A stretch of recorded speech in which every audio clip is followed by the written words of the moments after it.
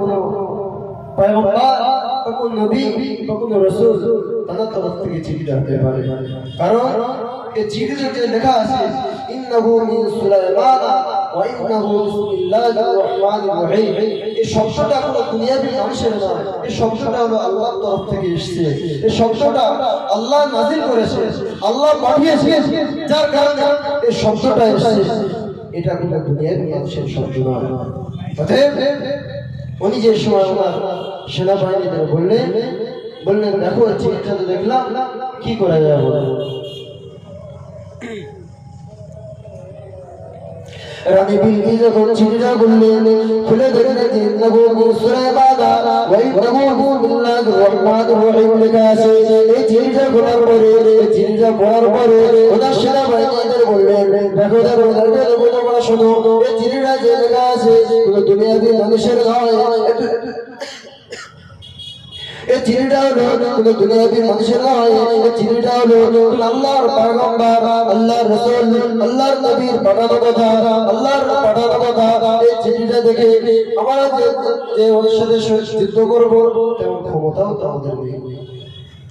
ওনার সৈন্যদের যখন বললেন যে চলো তাহলে ওনার সাথে যুদ্ধ করি, ওনার সৈন্যরা বললেন আমাদের দরবল তো অনেক আছে, আমাদের ক্ষমতাও অনেক আছে, তাহলে আমরা সুলাইমান আলাইহিস সালামের সাথে যুদ্ধ করি। যুদ্ধ করার পূর্বে ওনাকে কিছু আমরা হাদিয়া পাবো। উনি সে হাদিয়া যদি কবুল করে নেয় তাহলে আমরা মনে করবো উনি দুনিয়াবি মানুষ, উনি কোনো নবী নয়, কোনো পয়গম্বর না, কোনো রাসূল নয়। এই কথা বলার পরে রানী বিলকিস ওনার সৈন্যদেরকে নিয়ে জোহরের সোনা দানা কিছু হাদিয়া দিয়ে সুলাইমান আলাইহিস সালামের কাছে পাঠিয়ে দিলেন। এই কথা হুজুর পাক শুনে সুলাইমান আলাইহিস সালামকে জানিয়ে দিলেন, সুলাইমান আলাইহিস সালাম শুনুন, রানী বিলকিস ওনার সৈন্যদেরকে নিয়ে সোনা দানা দিয়ে আপনার যে হাদিয়া পাঠিয়ে দিয়েছে আপনি যদি গ্রহণযোগ্য করে নেন, আপনি যদি হাদিয়াকে মেনে নেন তাহলে উনি ভাববে আপনি কোনো দুনিয়াবি মানুষ নন, আপনি কোনো নবী নন, আপনি কোনো পয়গম্বর নন, আপনি কোনো রাসূল নন, আপনি দুনিয়াবি মানুষ, তাহলে আপনার সাথে যুদ্ধ করব।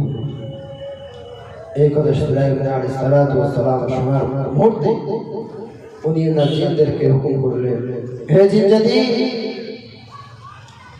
তোমরা শোনো, যে রাস্তা দিয়ে সুলাইমান আলাইহিস সালাম বললেন যে রাস্তা দিয়ে রানী বিলকিসের সৈন্যরা আসবে সেই রাস্তাটা তোমরা সোনা দিয়ে পুরো রাস্তাটা সোনা দিয়ে তৈরি করে দাও, আর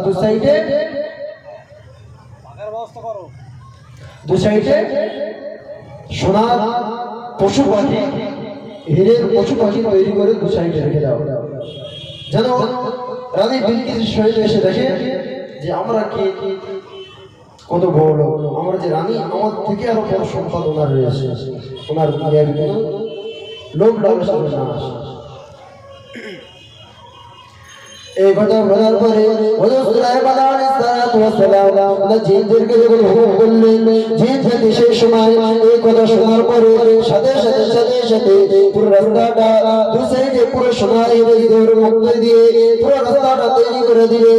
যে দু সাইডে রাস্তা দু সাইডে পুরো সোনার ঘোড়া ছাগল বকরি দিয়ে সাজিয়ে দিলেন।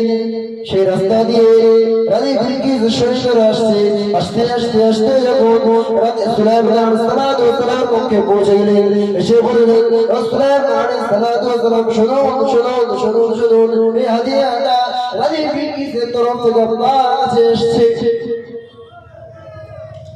সেই সময় সুলাইমান আলাইহিস সালাম বললেন এই হাদিয়া আমি মেনে নিতে পারবো না, এই হাদিয়া আমি গ্রহণযোগ্য করতে পারলাম না।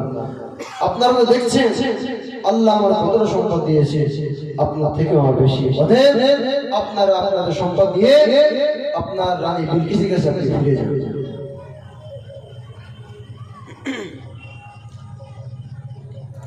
এই কথা বলার পরে রানী বিলকিসের সৈন্যরা অপমানিত লজ্জিত বঞ্চিত হয়ে ওনার সামনে থেকে ফিরে ফিরে চলে আসলেন রানী বিলকিসের কাছে।